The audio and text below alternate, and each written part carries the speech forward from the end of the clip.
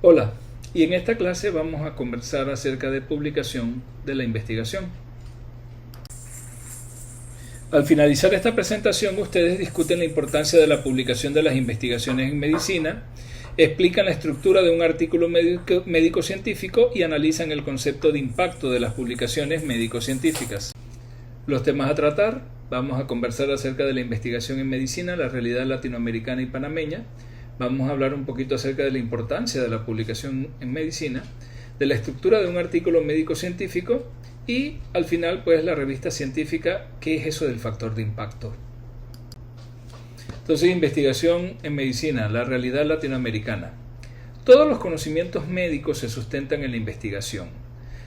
¿De dónde viene esto? Bueno, ya sabemos que todo surge de la incertidumbre y de la necesidad de dar respuestas a preguntas. Alguien se tomó el tiempo de formularse una pregunta y al buscar sistemáticamente una respuesta llegó a una conclusión, que muchos otros entonces, si se comunica, si se publica, muchos otros la van a leer, la van a recibir y pueden seguir esas directrices al momento de tomar una conducta. Esa es la importancia de la investigación. Y si la investigación no se publica, no se logra entonces llegar al resto de los colegas y no cambian los abordajes terapéuticos, los procedimientos, etc. La medicina latinoamericana se basa en conclusiones sacadas por investigadores que no viven nuestra realidad, porque nos basamos muchas veces en investigaciones realizadas en otras latitudes. La aplicación de esas conclusiones podrían obtener resultados diferentes en nuestra población. Se sabe que aproximadamente el 5% de la información científica proviene de Latinoamérica, es decir, de publicaciones que surgen acá en Latinoamérica. Y básicamente ese 5% proviene de 4 países, Brasil y Argentina en el sur, y Chile y México acá, que México más que todo es Norteamérica, no es ni siquiera la parte central, pero es Latinoamérica. Solamente 1% de las publicaciones en revistas indexadas proviene de Latinoamérica. Entonces es muy baja la producción comparada, por ejemplo, con Europa y Estados Unidos. ¿Cuál será el problema en Latinoamérica que explica esta baja producción? Primero, no existe una cultura de investigación, ni en las universidades ni en las políticas públicas de los países latinoamericanos. La otra razón, hay muy poca inversión en investigación. En los países latinoamericanos, menos del 1% del Producto Interno Bruto en países en vías de desarrollo se invierte en investigación, versus el 2 al 3% del Producto Interno Bruto en países desarrollados. En los países desarrollados hay aproximadamente 7 investigadores por cada 1000 habitantes. Mientras tanto, la cantidad de investigadores en Latinoamérica es 10 veces menor. Es menor de 0.7 por 1000 habitantes en países en vías de desarrollo. Entonces, investigar y publicar no solo es importante para avanzar en el conocimiento científico, sino que tiene un impacto en el desarrollo humano y la economía, y por eso es que los países desarrollados invierten más en investigación. Entonces tenemos que cambiar esa mentalidad, tenemos que cambiar la cultura hacia una cultura que sea más dirigida, más enfocada hacia la investigación. ¿Y cuál es la realidad panameña? La red de revistas científicas de América Latina, el Caribe, España y Portugal, conocida como Redalic, indica que en el periodo 2005 a 2013 se publicaron 112 artículos científicos de Panamá. 30.4% de ellos eran del área de la medicina. O sea, casi que 1 de cada 3 tiene que ver con medicina. Entonces, sí se hace investigación, sí hay investigación y sí hay producción de investigación. Hay científicos, hay gente preparada en Panamá. El punto es que no estamos a nivel todavía de otros países como Colombia, Costa Rica, México y Chile, pero sí se hace investigación. Entonces hay que promover esa investigación. Hay que lograr que lleguen más recursos para investigación. El Instituto Conmemorativo Gorgas de Estudios de la Salud es una de las instituciones con más publicaciones, seguido por la Caja de Seguro Social, el Hospital Santo Tomás y el Hospital del Niño. Hay que tomar en cuenta, debe tomarse en cuenta que hay un alto número de estudios patrocinados por compañías farmacéuticas privadas, o sea, por las farmacéuticas, por las grandes farmacéuticas. Entonces, no es que esté mal que eso se haga, pero también tenemos que hacer otro tipo de estudios que respondan nuestras preguntas, nuestros problemas y que vayan enfocados a nuestras realidades. Por ejemplo, los datos indican que las especialidades que más investigación realizan están oncología, obstetricia, neumología e infectología. Y las especialidades que menos investigación realizan tenemos ortopedia, gastroenterología, neurología, oftalmología. Entonces, ¿por qué es importante no solamente investigar, sino publicar? ¿Por qué es importante publicar en medicina? Miren, en algunas ocasiones, al finalizar un estudio, el investigador puede decidir no publicarlo. La razón más frecuente, no haber obtenido los resultados esperados, es decir, no haber cumplido las expectativas, el demostrado, no haber negado la hipótesis nula o no haber demostrado su hipótesis de investigación. No publicar un resultado negativo no solamente es ilógico, podría ser antiético. ¿Por qué? Porque cuando no demostramos lo que pretendemos demostrar, no quiere decir que el estudio no sirve, quiere decir que el concepto que teníamos estaba equivocado o lo que pensábamos que funcionaba realmente no funciona. Entonces eso es importante publicarlo y eso es importante que se sepa, porque si no se publica, probablemente mucha gente siga haciendo algo que se piensa que funciona y realmente no funciona. Entonces, ¿por qué muchas veces el investigador, cuando obtiene un resultado negativo, prefiere ni siquiera mandar a publicar? Aquí viene otro factor. Las editoriales científicas tienden a rechazar estudios que no sugieren un efecto y tienden más a aceptar y a publicar los estudios que tienen un resultado positivo. Miren, es tan importante difundir un resultado negativo como un resultado positivo, por lo que les decía. Si el resultado es negativo, puede conllevar a que haya cambios en ciertas conductas o en ciertos tratamientos, porque algo que se piensa que funcionaba realmente no funciona. Pero tenemos que tomar en cuenta que cuando uno manda un artículo para publicación, a la larga la decisión la tiene el comité editorial. Después el editor o comité editorial decide si lo acepta y manda revisión por pares o si no lo acepta, y muchas veces por el simple hecho de que es un estudio con un resultado negativo o es un estudio que al consejo editorial le parece que no es importante, aunque sí lo sea, y lo desechan, se lo rechazan aún antes de ir a una revisión por pares. Entonces, ese tipo de obstáculos hacen que muchas veces investigaciones que son buenas se queden sin publicar, y eso no debe ser. Y por supuesto hay cosas que en investigación y en publicación de investigación se deben evitar. Por ejemplo, la publicación redundante de resultados positivos puede llevar a sesgos. Cuando estos artículos redundantes, o sea, una misma investigación se fracciona como en partes y se hacen varias publicaciones, pero a la larga lo que se está diciendo es lo mismo, y si esos artículos son utilizados en revisiones sistemáticas como si estuvieras usando dos artículos diferentes pero realmente es la misma cosa, puede sesgar incluso una revisión sistemática, y las consecuencias negativas son fáciles de imaginar. Sobrevalorar el efecto de un tratamiento, de un procedimiento, de un medicamento, cuando realmente los resultados no son esos, porque se ha redundado en resultados positivos. También no publicar resultados negativos, volvemos a insistir. No publicar resultados negativos, por otra parte, lleva a que se continúen utilizando productos, dispositivos o procedimientos cuyo efecto no es el esperado. Entonces, ni se debe redundar en resultados positivos, ni se debe evitar la publicación de resultados negativos. Entonces, ¿a qué conclusión llega uno cuando uno se da cuenta de que esto está ocurriendo? A que se requiere mayor transparencia a la hora de publicar los resultados de estudios de investigación, independientemente de que los resultados sean positivos o negativos. Tratando de dar un poquito más de transparencia, se lanzó la plataforma internacional de registro de ensayos clínicos, ICTRP por sus siglas en inglés. Fue lanzada en 2007 por la Organización Mundial de la Salud. Se trata de un portal virtual que enlaza diversas bases de registro público de estudios de investigación.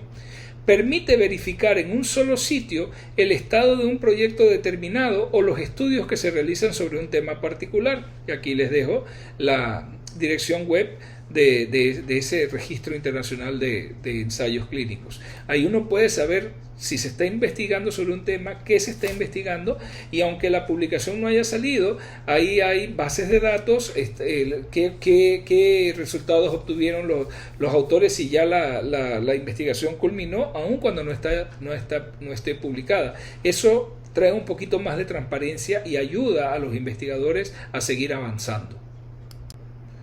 Otra cosa importante a la hora de publicar un artículo médico científico es ¿qué estructura? ¿Cómo debemos estructurar ese artículo médico-científico? En 1978, el International Committee of Medical Journal Editors crea el primer documento para estandarizar los requerimientos para los artículos presentados para publicación. Ese documento tenía este nombre, Union Requirements for Manuscripts Submitted to Biomedical Journals, o también se la llamaba por sus siglas URMS. O sea, las siglas de este título largo. Era un documento que servía de guía para los autores y los investigadores autores para elaborar sus informes de investigación para su publicación. Este documento inicial luego se llamó Recommendations for the Conduct, Reporting, Editing and Publication for Scholarly Work in Medical Journals. Es decir, una guía más amplia, más general, no solamente para cómo publicar, cómo escribirlo, sino cómo conducir, reportar, editar y llegar a la publicación de trabajo académico o científico en los journals de medicina. Hoy en día es necesario conocer las regulaciones de la investigación. Ya vimos cuáles son las regulaciones internacionales y las regulaciones nacionales. También hay que conocer cómo se estructura un artículo científico, pero es muy importante conocer los requisitos y el procedimiento al que se somete el artículo por parte de la revista que a uno le interesa, en donde uno le interesa publicar, porque cada revista tiene sus procedimientos, cada revista tiene sus requerimientos, para luego ser validado y publicado. Entonces, ¿cuál es la estructura general de todo artículo médico-científico? La estructura general de todo artículo de investigación suele usar el sistema de secciones IMRID o IMRAD en inglés. ¿A qué se refiere esto? A introducción, metodología, resultados y discusión. El título del artículo, los autores, el resumen y las palabras claves son también parte fundamental de la estructura. La estructuración final, sin embargo, va a depender del tipo de investigación y o de los requisitos de la revista en el que será publicado.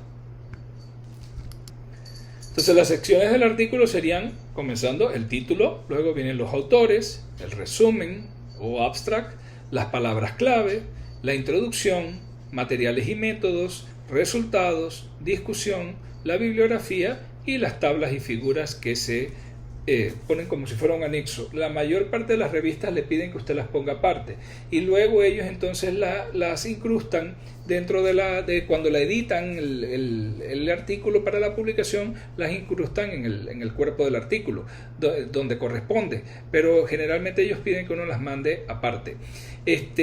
Cada una de estas partes pues tiene sus requerimientos dependiendo de la revista donde se vaya a publicar.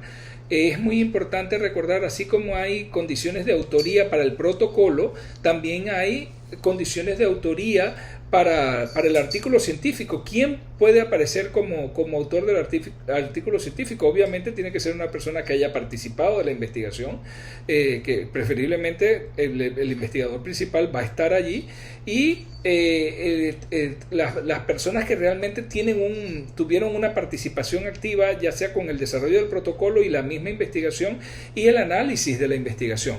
No se ponen como autores a personas que simple y sencillamente recabaron solamente información, fueron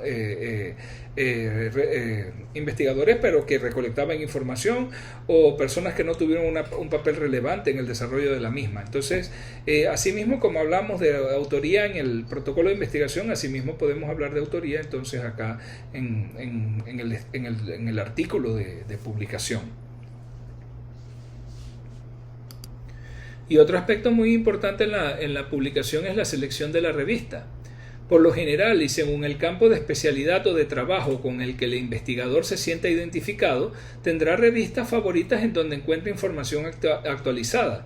Pero eso no garantiza que esa revista sea la adecuada para publicar su artículo cuando realiza una investigación. Es necesario conocer los requisitos de la revista, por lo que debe dirigirse a la información para los autores. Miren, diferentes revistas tienen diferentes enfoques. Hay revistas que publican solamente ensayos, ensayos clínicos y que tengan una determinada cantidad de participantes, de sujetos de investigación, otras que se enfocan en un área específica del conocimiento. Entonces uno tiene que conocer la revista, cuál es su enfoque, cuáles son sus requerimientos, y Eso se conoce viendo en cada revista la información para autores. Cada revista tiene sus propios criterios de selección.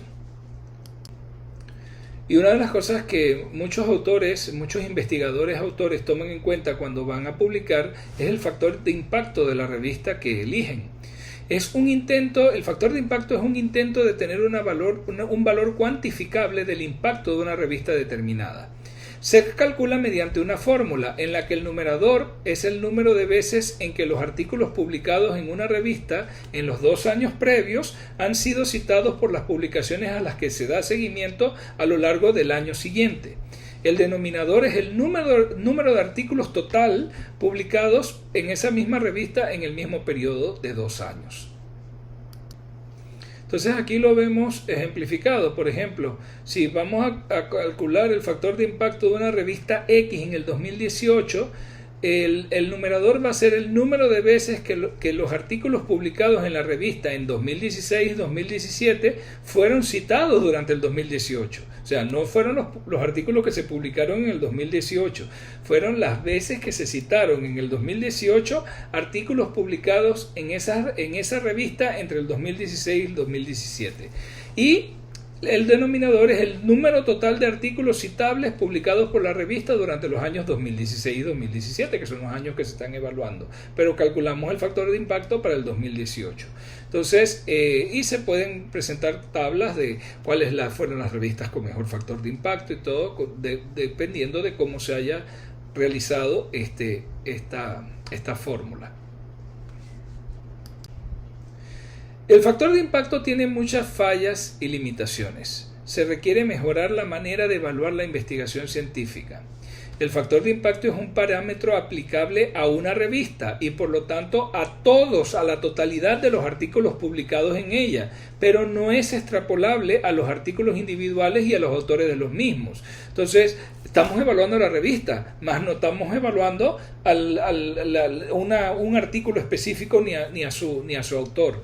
Se requiere entonces una mejor evaluación individual de los investigadores y de las investigaciones. También hay que tomar en cuenta una de las limitaciones del factor de impacto, el factor tiempo. Si un artículo demora en alcanzar popularidad, es decir, más de 2 años, obviamente la cantidad de veces que se le cita no va a quedar en el factor de impacto, porque si la revista se publicó en el 2017, publicó el artículo en el 2017, pero el artículo se comienza a ser notable y a ganar popularidad, por ejemplo, ahora en el 2021. El 2017 y el 2018 fueron evaluados en el factor de impacto del 2019, así que va a quedar por fuera ese impacto que tenga la revista que tenga el artículo porque es tardío. Entonces el factor tiempo me afecta, me altera el factor de impacto, porque después de 2 años de publicado ya no me va a quedar en el factor de impacto, queda fuera del ámbito de la evaluación. Por eso tiene tantas limitaciones el factor de impacto, pero bueno, por lo menos hay una medida objetiva que permite ver cuál es el impacto de una determinada revista. Recuerden, se aplica a la revista, no a los artículos individuales ni a los autores. Muy bien, esta fue la bibliografía consultada para este tema. Hasta luego.